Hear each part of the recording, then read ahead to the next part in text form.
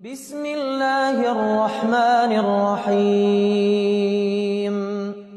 لوگو، اپنے پروردگار سے ڈرو جس نے تم کو ایک شخص سے پیدا کیا، یعنی اول اس سے اس کا جوڑا بنایا، پھر ان دونوں سے کثرت سے مرد و عورت پیدا کر کے روئے زمین پر پھیلا دیے۔ اور اللہ سے ڈرو جس کے واسطے سے تم ایک دوسرے سے حقوق کا مطالبہ کرتے ہو، اور قطع رحمی سے بچو۔ کچھ شک نہیں کہ اللہ تمہیں دیکھ رہا ہے۔ اور یتیموں کا مال جو تمہاری تحویل میں ہو ان کے حوالے کر دو، اور ان کے پاکیزہ اور عمدہ مال کو اپنے ناقص اور برے مال سے نہ بدلو، اور نہ ان کا مال اپنے مال میں ملا کر کھاؤ کہ یہ بڑا سخت گناہ ہے۔ اور اگر تم کو اس بات کا خوف ہو کہ یتیم لڑکیوں کے بارے میں انصاف نہ کر سکو گے، تو ان کے سوا جو عورتیں تم کو پسند ہوں، 2 یا 3 یا 4 ان سے نکاح کر لو۔ اور اگر اس بات کا اندیشہ ہو کہ کئی عورتوں سے انصاف نہ کر سکو گے، تو ایک ہی عورت سے نکاح کرو یا باندی سے تعلق رکھو جس کے تم مالک ہو۔ اس طرح تم بے انصافی سے بچ جاؤ گے۔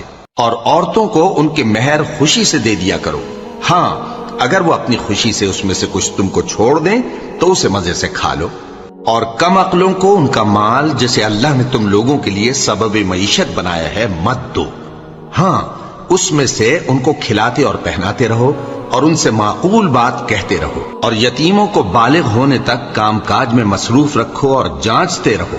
پھر بالغ ہونے پر اگر ان میں عقل کی پختگی دیکھو تو ان کا مال ان کے حوالے کر دو، اور اس خوف سے کہ وہ بڑے ہو جائیں گے، یعنی بڑے ہو کر تم سے اپنا مال واپس لے لیں گے، اس کو فضول خرچی اور جلدی میں نہ اڑا دینا۔